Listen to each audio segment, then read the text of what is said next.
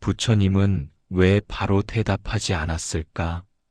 사람들은 늘 답을 원했습니다. 지금 당장 명확하게 틀림없이 옳은 답을 말해주길 바랐습니다. 하지만 부처님은 사람들이 묻는 순간 바로 말하지 않았다고 전해집니다. 그 침묵은 짧지 않았고 그 기다림은 친절하지도 않았습니다. 그래서 사람들은 속으로 생각했습니다. 왜 대답하지 않으실까? 아직 답이 없는 걸까? 아니면 우리를 시험하시는 걸까? 그날도 마찬가지였습니다. 여러 제자들이 모여 있었고 공기는 고요했지만 사람들의 마음은 조급했습니다. 누군가는 숨을 고르고 있었고 누군가는 발끝을 만지작거렸으며 누군가는 이미 마음속으로 답을 만들어 두고 있었습니다. 부처님은 그 모든 모습을 조용히 보고만 계셨습니다. 말하지 않은 채로. 지금부터 들려드릴 이야기는 부처님의 가르침이 아니라 부처님이 침묵했던 순간들에 대한 이야기입니다. 사람들이 가장 먼저 묻는 질문.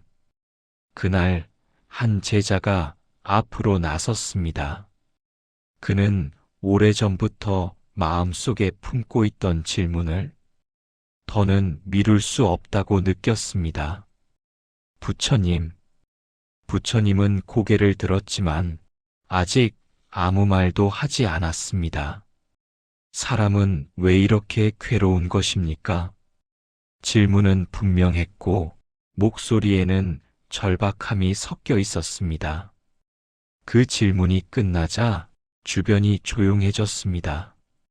너무 조용해서 누군가의 숨소리가 유난히 크게 들릴 정도였습니다. 부처님은 제자를 바라보았습니다. 그 눈빛은 꾸짖지도 연민하지도 않았습니다. 그저 오래 바라보았습니다. 제자는 그 시선을 견디며 서 있었습니다. 처음에는 당당했지만 시간이 조금 흐르자 눈동자가 흔들리기 시작했습니다. 왜 아무 말씀도 없으시지? 내 질문이 잘못된 건가? 아니면 너무 어리석은 질문이었나? 부처님은 여전히 말이 없었습니다. 바람이 지나가며 나뭇잎을 흔들었고 그 소리가 이 침묵을 더 크게 만들었습니다. 옆에 있던 다른 제자가 작게 속삭이듯 말했습니다. 아마 곧 말씀하실 거야. 하지만 그 말은 자기 자신을 안심시키기 위한 말이었습니다. 부처님은 고개를 약간 숙인 채 한참을 그렇게 계셨습니다. 그 침묵이 길어질수록 사람들의 마음속에서는 각자의 답이 제멋대로 자라나기 시작했습니다. 괴로움은 욕심 때문일 거야. 괴로움은 집착 때문이겠지. 아니야. 세상이 원래 그런 거야. 부처님은 그 모든 생각이 지나가는 걸 말없이 지켜보고 있었습니다. 그리고 그제야 아주 낮은 목소리로 말씀하셨습니다. 너는? 사람들의 숨이 멈췄습니다. 괴로움이 사라지기를 바라며 지금도 괴로워하고 있구나. 그 말은 답이 아니었습니다. 설명도 아니었습니다. 그래서 제자는 바로 이해하지 못했습니다. 그 말씀이 무슨 뜻입니까? 부처님은 이번에는 바로 답하지 않았습니다. 다시 침묵이 내려앉았습니다. 그 침묵 속에서 제자는 문득 깨닫기 시작했습니다. 자신이 괴로움에서 벗어나는 방법을 묻고 있었지, 지금 이 괴로움을 어떻게 안고 있는지는 한 번도 보지 않았다는 사실을 그때 부처님은 마지막으로 이렇게 말했습니다. 괴로움을 없애려 애쓸수록 괴로움은 더 단단해진다. 그 말은 명언처럼 울리지 않았습니다. 오히려 아주 조용히 사람들 마음속에 내려앉았습니다. 기다리지 못하는 사람들. 첫 번째 질문이 끝난 뒤에도 사람들은 여전히 자리에 남아 있었습니다. 자리를 떠나지 않았다는 것은 아직 마음이 떠나지 않았다는 뜻이었습니다. 부처님은 다시 아무 말도 하지 않았습니다. 말이 끝났으니 다음 가르침이 나올 거라 생각한 사람들은 그 침묵 앞에서 어색하게 몸을 움직였습니다. 누군가는 다리를 고쳐 앉았고, 누군가는 손바닥을 무릎에 비볐으며, 누군가는 이미 다음 질문을 마음속에서 준비하고 있었습니다. 그 침묵이 너무 길어지자 또 다른 제자가 참지 못하고 입을 열었습니다. 부처님, 이번에는 부르자마자 말을 이어갔습니다. 마치 침묵이 끼어들 틈을 주지 않으려는 듯이 사람이 마음을 다스리려면 무엇을 먼저 해야 합니까? 그 질문에는 조급함이 섞여 있었습니다. 방법을 원한다는 조급함, 지금 당장 쓸 수 있는 말을 원한다는 조급함. 부처님은 이번에도 곧바로 대답하지 않았습니다. 사람들 사이에서 아주 미세한 움직임이 생겨났습니다. 또 침묵이네. 왜 이렇게 말을 아끼시는 걸까? 우리는 가르침을 들으러 왔는데 누군가는 속으로 불만을 키웠고 누군가는 애써 존경심으로 눌러두었습니다. 하지만 그 불만과 존경은 결국 같은 자리에서 출발했습니다. 기다림을 견디지 못한다는 점에서 부처님은 제자들의 얼굴을 하나하나 바라보았습니다. 눈빛은 다 달랐지만 그 안에 담긴 조급함은 같았습니다. 그리고 조용히 물었습니다. 너는 마음을 다스리기 전에 무엇을 하고 있느냐? 질문을 던진 쪽은 부처님이었지만 대답을 준비하지 않은 쪽은 제자들이었습니다. 제자는 잠시 말문이 막혔습니다. 그건 생각해 보았느냐? 아니옵니다. 부처님은 고개를 끄덕였습니다. 그 끄덕임에는 꾸짖음도 칭찬도 없었습니다. 다만 사실을 확인하는 태도만이 있었습니다. 잠시 후 부처님은 말했습니다. 다스리려 드는 순간 이미 마음과 멀어져 있다. 그 말이 떨어졌을 때 사람들은 그 뜻을 곧바로 이해하지 못했습니다. 그래서 다시 묻고 싶어 했고, 다시 설명을 듣고 싶어 했고, 다시 확실한 말을 얻고 싶어 했습니다. 하지만 부처님은 이번에는 더 이상 말을 하지 않았습니다. 그 침묵은 사람들 각자의 마음 속으로 흩어졌습니다. 말보다 먼저 드러나는 것. 그날 저녁 사람들은 흩어졌지만 침묵은 흩어지지 않았습니다. 어떤 이는 부처님의 말이 너무 짧다고 느꼈고 어떤 이는 그 짧음이 오히려 마음에 남았습니다. 한 제자는 밤이 깊도록 잠들지 못했습니다. 자리에 누워 부처님의 말을 떠올려 보았지만 명확한 뜻은 잡히지 않았습니다. 다스리려 드는 순간 이미 멀어져 있다. 그 말은 붙잡으려 하면 사라지고 놓으려 하면 다시 떠올랐습니다. 그는 숨을 고르며 생각했습니다. 나는 늘 마음을 고치려 했지. 마음을 그대로 둔 적은 없었구나. 그 생각에 이르자 가슴 한쪽이 서늘해졌습니다. 그 서늘함은 두려움이 아니라 처음 마주한 낯설미였습니다. 다음 날 아침 그 제자는 다시 부처님 앞에 섰습니다. 이번에는 질문을 바로 꺼내지 않았습니다. 잠시 서 있다가 숨을 고르고 고개를 숙였습니다. 부처님, 어제는 제 마음이 너무 급했습니다. 부처님은 그제야 그를 바라보았습니다. 그 눈빛에는 어제와 다른 무언가가 있었습니다. 조금 느슨해진 긴장, 조금 가라앉은 조급함. 부처님은 짧게 말했습니다. 이제 질문보다 네 마음이 먼저 보이는구나. 그 말은 가르침이 아니라 확인이었습니다. 그 순간 제자는 알았습니다. 부처님은 답을 숨긴 것이 아니라 사람들이 스스로 드러날 때까지 기다리고 있었다는 것을.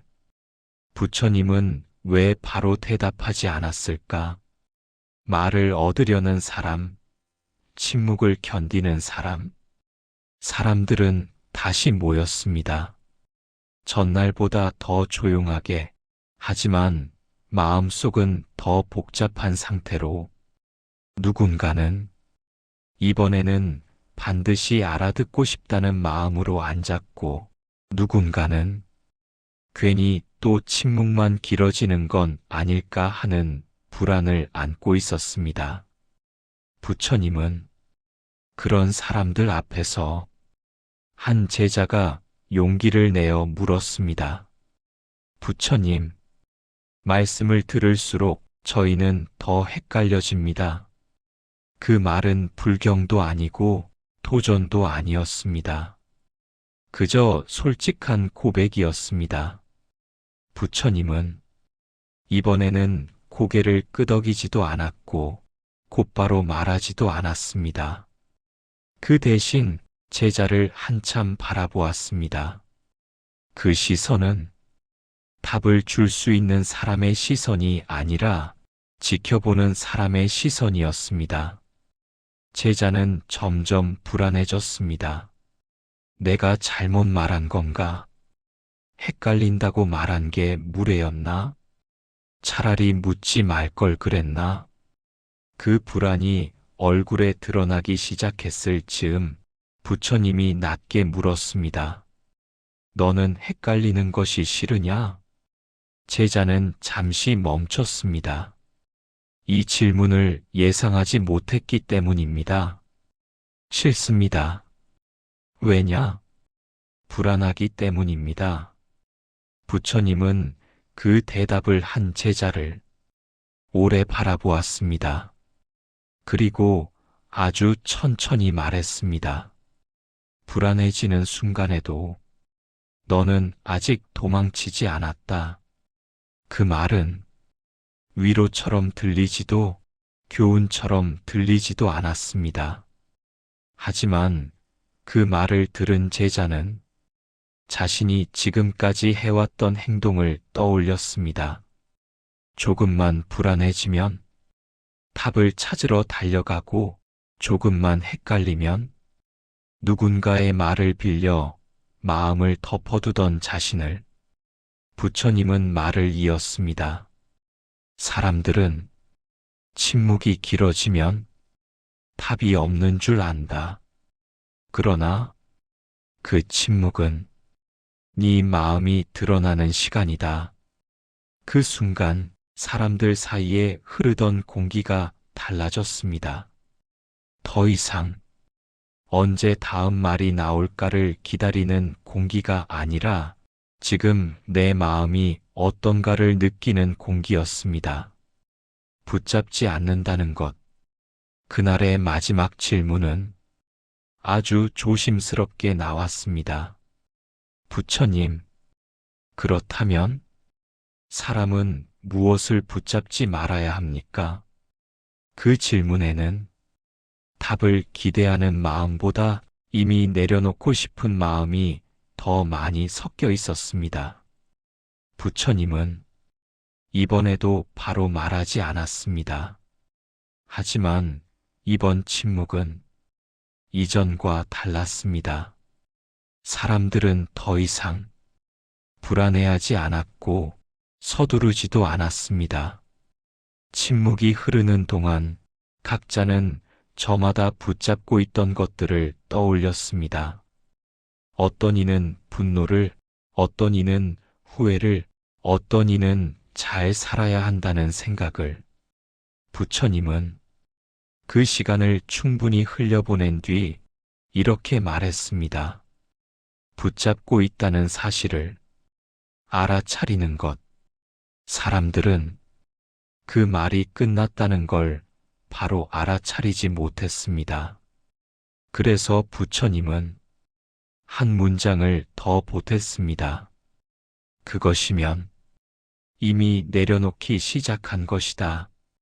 그 말은 크게 울리지 않았고 조용히 가라앉았습니다. 하지만 그 가라앉음은 오래 남았습니다.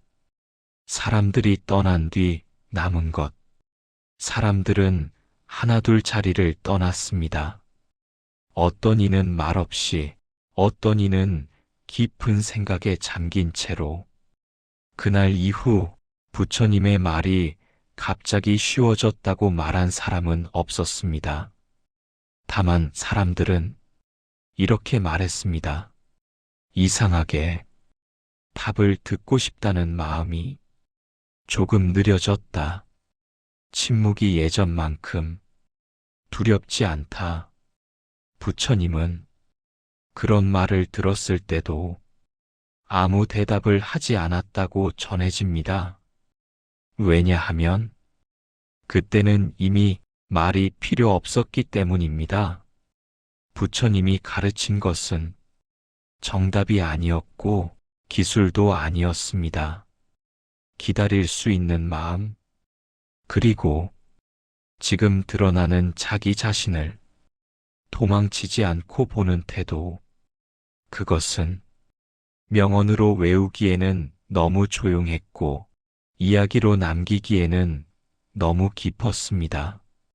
그래서 사람들은 그 가르침을 말로 남기지 못하고 침묵으로 기억했습니다. 부처님은 그래서 늘 바로 대답하지 않았습니다. 부처님이 왜 대답하지 않았는지 그 침묵의 시간을 따라가는 이야기입니다. 본 영상은 특정 경전을 직접 인용한 콘텐츠가 아니라 불교 경전과 전승에서 영감을 받아 이야기 형식으로 재구성한 창작 스토리입니다. 이런 이야기들이 마음에 닿으셨다면 구독과 좋아요로 함께 해주세요. 영상 시청해 주셔서 감사합니다.